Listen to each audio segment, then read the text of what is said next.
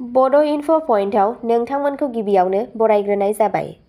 लोगोफोर, दिनैनि भिडिअ'आव जों काजु बादाम जानायनि माखासे मुलाम्फानि सोमोन्दै सावरायगोन। जों गुसु बोथोराव काजु बादामजों देहानि माखासे जेंनाखौ फोसाबनो हायो। सानफ्रोमबो गाहाम देहानि राहानि सोमोन्दै बर' रावजों भिडिअ' नायबाय थानो थाखाय चेनेलखौ लाइक, शेयार आरो साबस्क्राइब खालामनो दाबाव। दानिया फै जों नायदिनि। गुसु बोथोर जागायनाय लोगो लोगो ड्राइ फ्रुट जानायनि बोसोन होनाय जायो। अदेबानि बेनि थासिरा गरम जायो, जाय गुसु बोथोराव गोबां खामानियाव होयो। अदेबानि काजुआ टेस्टि जानायजों लोगोसे बेजों जोंनि देहाया माखासे रोखोमनि मुलाम्फा मोननो हागौ। काजुखौ vitamin, protein, fibre, phosphorus, selenium, calcium, iron, folate, magnesium आरो एन्टिअक्सिडेन्टनि मोजां फुंखा महरै गनायना लानाय जायो। काजु जानायजों माखासे रोखोमनि मुलाम्फा मोननो हागौ। बेफोर मुलाम्फानि बागै दानिया फै जों सावरायदिनि। सेथियाव दङ काजुआ डायबेटिसखौ कन्ट्रल खालामो। डायबेटिसनि बेरामिफोरा सानफ्रोमबो डाइटआव काजुखौ आजावना लाफानांगौ। मानोना बेयाव माखासे ओरैबायदि देरहोग्रा लावहोग्रा गुनखौ मोननाय जायो, जाय ब्लाड सुगार लेभेलखौ खम खालामनायाव मदद खालामो आरो बेजों देहाया हेल्दियै थायो।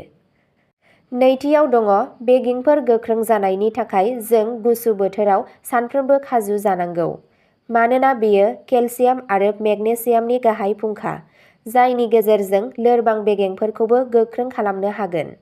थामथियाव दङ जाय सुबुंफोरा लिरथाय बांनायजों जिंगायाव गोग्लैनांदों आरो उदैनि मेजेमखौ खम खालामनो लुबैदोंब्ला बिसोर सानफ्रोमबो काजु जानांगौ। मानोना बेयाव गोबां बिबांनि फाइबार मोननाय जायो, जाय लिरथायखौ खम खालामनायाव बानजायजाथाव महरै खामानि मावो।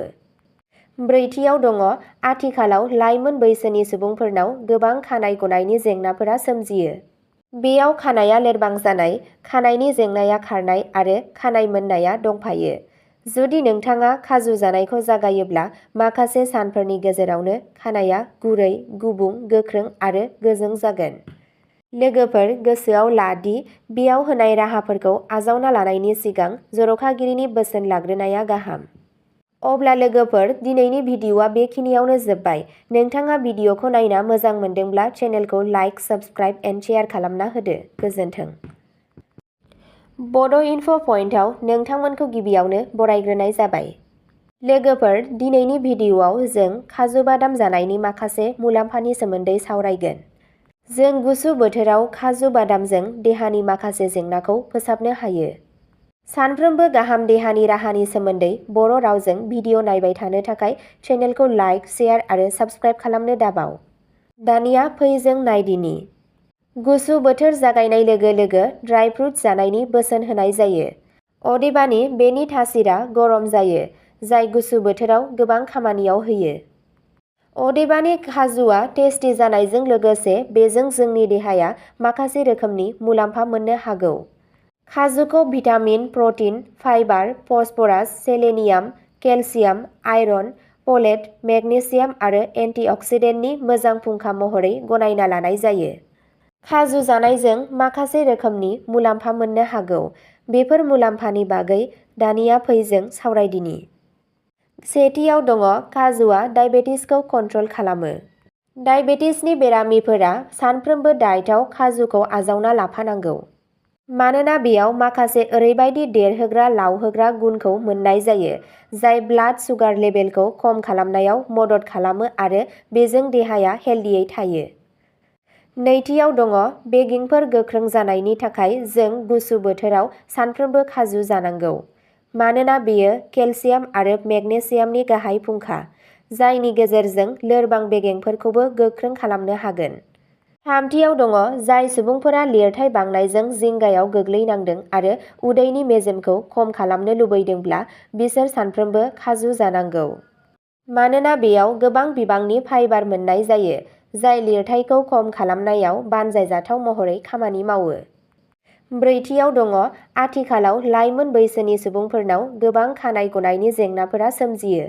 बेयाव खानाया लोरबां जानाय, खानायनि जेंनाया खारनाय आरो खानाय मोननाया दंफायो। जुदि नोंथाङा काजु जानायखौ जागायोब्ला माखासे सानफोरनि गेजेरावनो खानाया गुरै, गुबुं, गोख्रों आरो गोजों जागोन।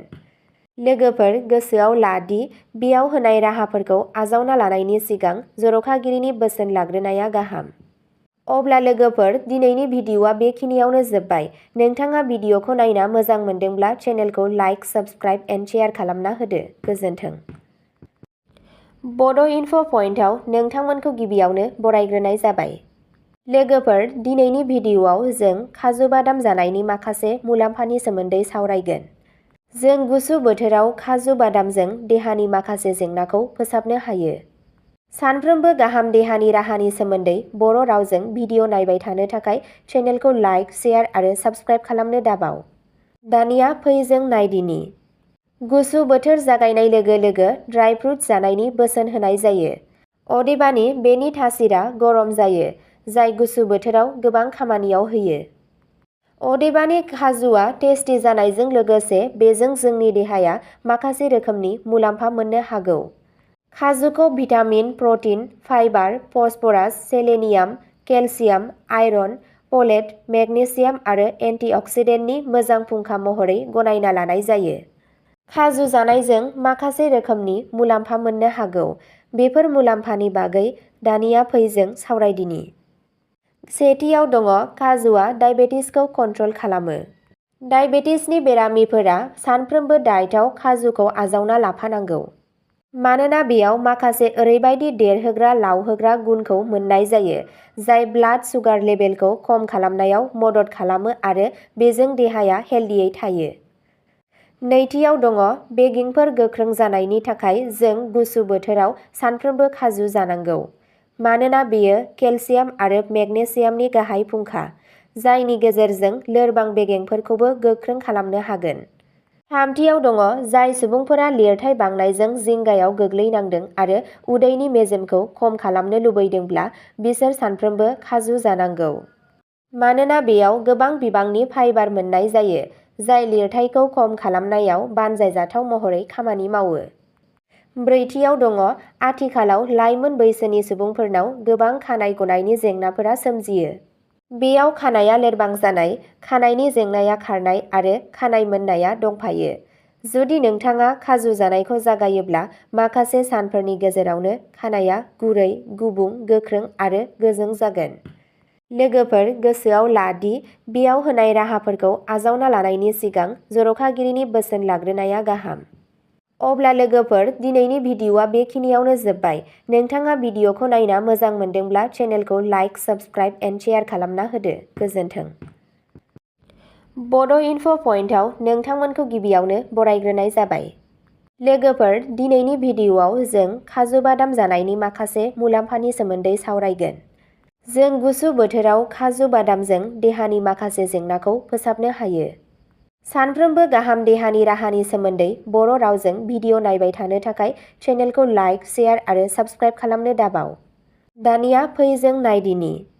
गुसु बोथोर जागायनाय लोगो लोगो ड्राइ फ्रुट्स जानायनि बोसोन होनाय जायो।